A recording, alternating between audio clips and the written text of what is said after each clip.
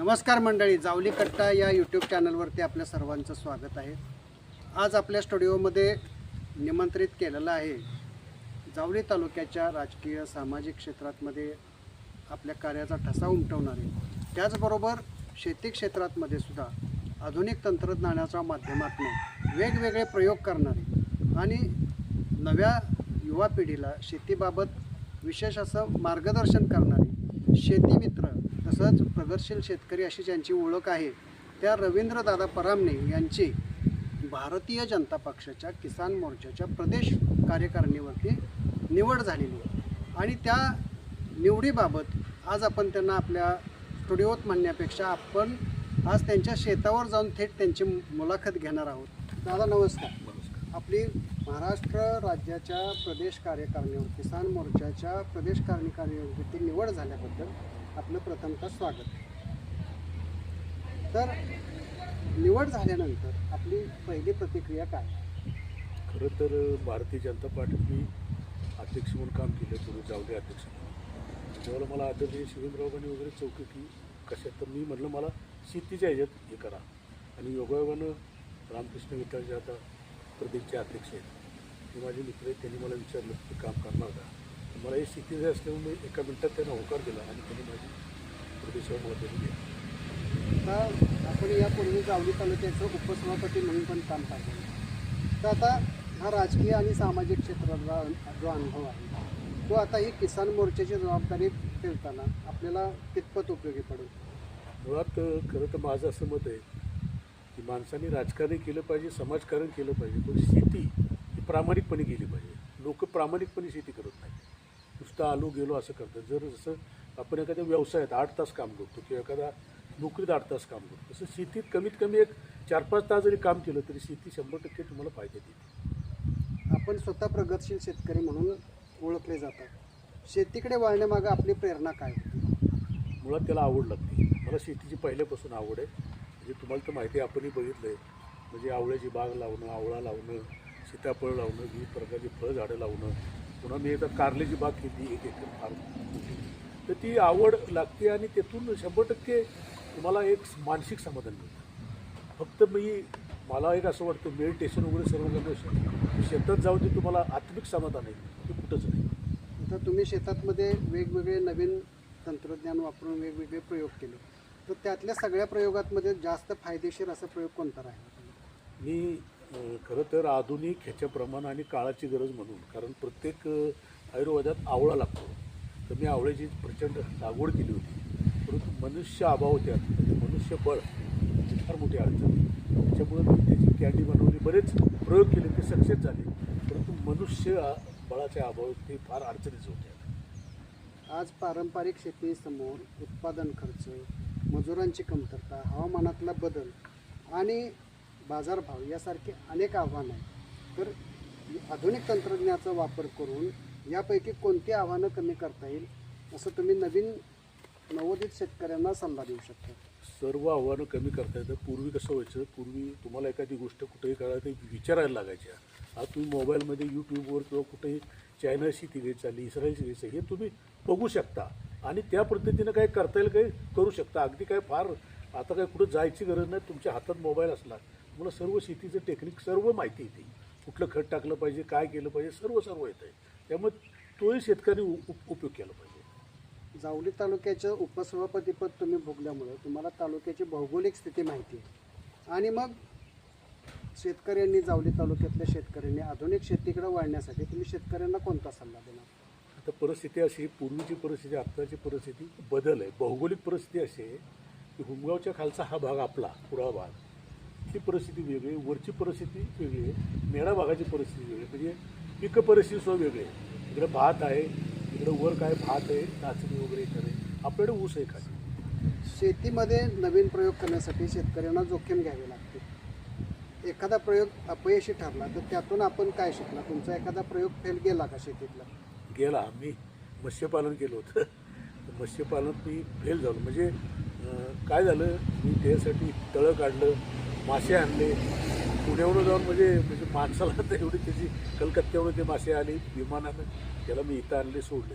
परंतु पुन्हा मनुष्यबळाचीच अडचण आली. ते मासे मोठे झाले, ते काढायचे कसे. विकायचे कुठं, हा प्रॉब्लेम हा आहेच, मार्केटिंगचा अडचण. आता जेव्हा तुमची किसान मोर्चाच्या प्रदेश कार्यकारिणीवरती निवड झालेली आहे, आता राज्यभरातले शेतकऱ्यांचे वेगवेगळे प्रश्न आहेत, प्रत्येक विभागातले वेगळे प्रश्न आहेत, तर त्यातले प्रमुख मुद्दे तुम्ही कोणते प्रकर्षानं शासनासमोर आणून त्याची सोडवणूक कराल? मुळात हे शेती करायचं त्याला पाणी पाहिजे. आणि आज आधुनिक टेक्नॉलॉजी इतकी आहे की पाठीमागं युतीच्या काळात कोयनेचं जे अतिरिक्त पाणी आहे ते बोगद्यानं तिकडं फलटणच्या तिकडं नेऊन सोडून तिकडं दुष्काळ भागात द्यायचं होतं. म्हणजे अशा काही संकल्पना. अजून एक माझी कल्पना अशी की जे आता पाऊस पडतो आहे, आता पाऊस पडताना जवळजवळ निम्मं पाणी तिकडं जातं समुद्राकडं, तेच पाणी वळवून बोगद्यातनं इकडं घेतलं आणि इकडं दिलं, तर ते फार मोठं. आणि आता काय टेक्नॉलॉजी इतकी आहे बोगदे वगैरे काढायची की फार अडचण होणार नाही त्यात.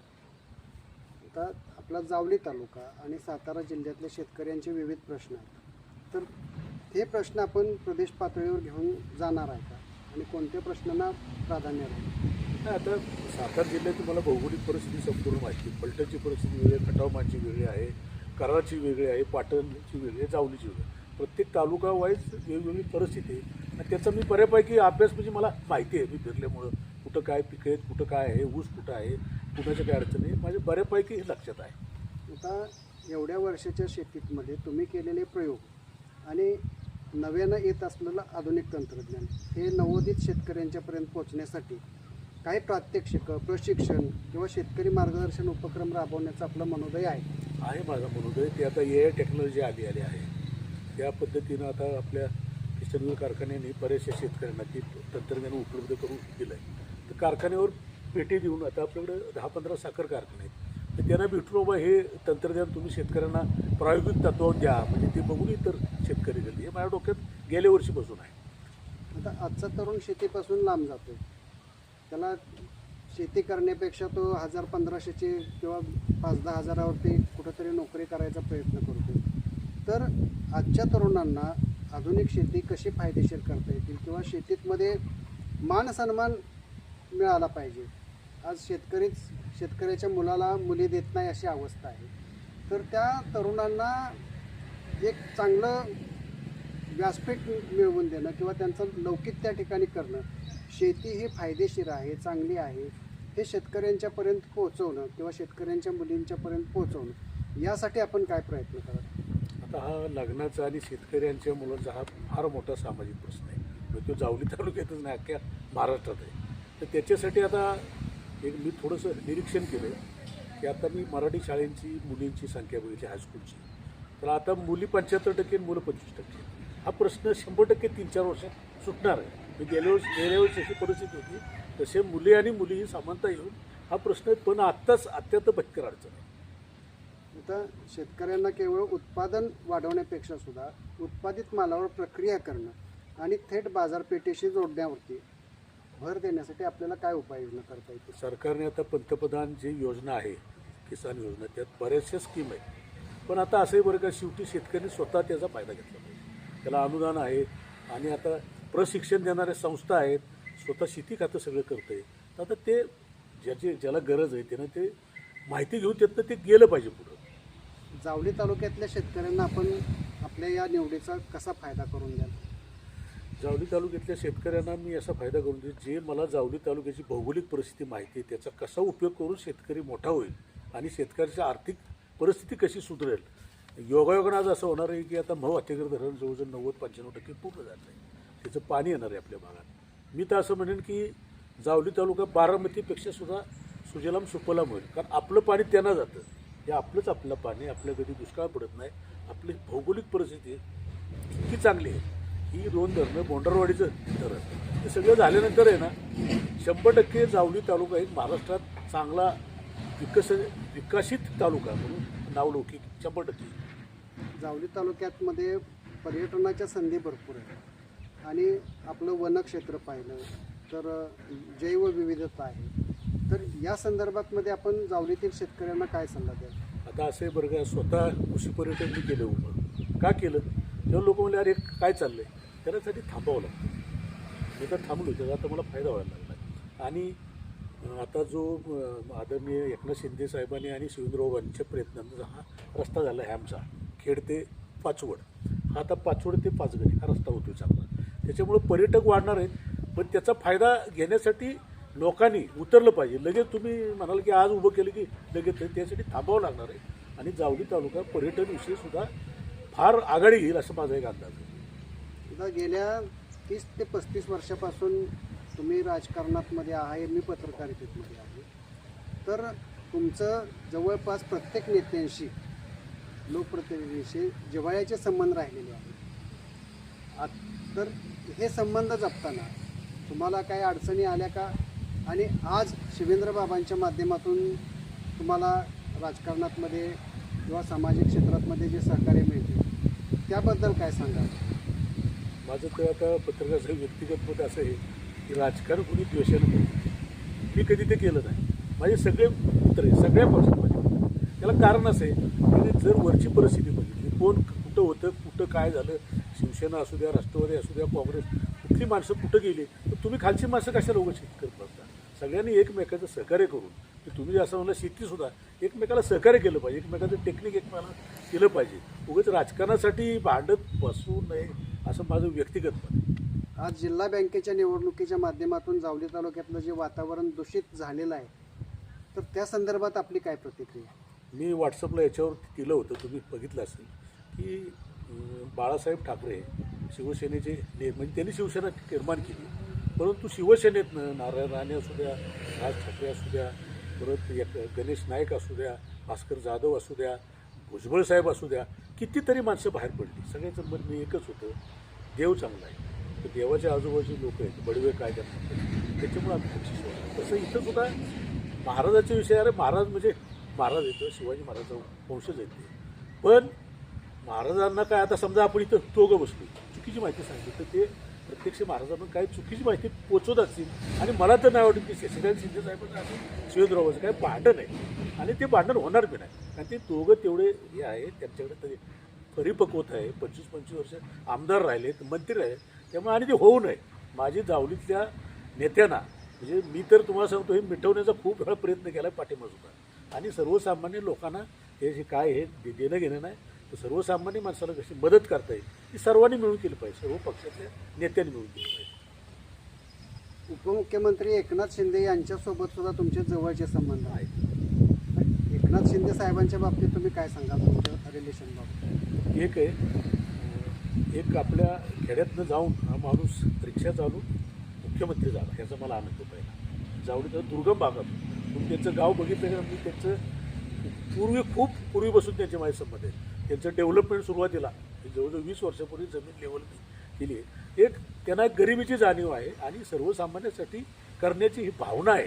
आणि आपल्याला अभिमान पाहिजे की आपला एक सर्वसामान्य माणूस मुख्यमंत्री झाला, आणि त्याच्यामुळे आज हा आमचा रस्ता झाला, किंवा जी काय त्याला शिवेंद्रबाबाई साथ आहे, सरकारची साथ आहे, परंतु ती इच्छाशक्ती आहे ती त्यांच्याकडे होती आणि अजूनही ती राहील. तर मंडळी, ज्यांना खरोखरच शेतीविषयी आत्मीयता आहे, ज्यांनी आपलं आयुष्य शेतीमध्ये घालवले, नुसतं शेतीत घालवलं नाही तर शेतीमध्ये नवनवीन प्रयोग केले, नव्या पिढीला दिशा दिली, आणि आज त्यांची भारतीय जनता पक्षाच्या माध्यमातून प्रदेश कार्यकारिणीवरती निवड झाली. ही खरंच निवड सार्थ आहे, आणि त्यांच्या या निवडीचा जावली तालुक्यातील सर्वसामान्य शेतकऱ्यांना नक्कीच अभिमान आहे. आणि कालपासून पाहतोय व्हॉट्सअप ग्रुपवरती वगैरे त्यांच्यावरती अभिनंदनाचा अक्षरशः वर्षा होतोय. तर मंडळी, या निमित्तानं त्यांच्या झालेल्या निवडीच्या माध्यमातून जावली तालुक्यातील शेतकऱ्यांना जास्तीत जास्त लाभ व्हावा, शेतकऱ्यांना त्यांच्याकडून जास्तीत जास्त मार्गदर्शन मिळावं अशी अपेक्षा व्यक्त करूया. आणखीन एक, या निवडीसाठी आदरणीय शिवेंद्र महाराज कॅबिनेट मंत्री आपले सार्वजनिक, पुन्हा उदयन महाराज खासदार, पुन्हा पालकमंत्री शंभूराजे, विशेष करून राम देशमुख जे अध्यक्ष आहे त्या जे महाराष्ट्राचे ते, आणि माझे दुसरे एक मित्र भरत पाटील यांनी माझ्यासाठी खूप हे केलं. त्या सर्वांचं आणि त्यांच्यावर असणारे इतर सर्व नेते मंडळी सर्वांनी मला सहकार्य केलं, त्याबद्दल मी सर्वांचा आभार मानतो. पुढील वाटचालीला तुम्हाला मनपूर्वक शुभेच्छा. त्या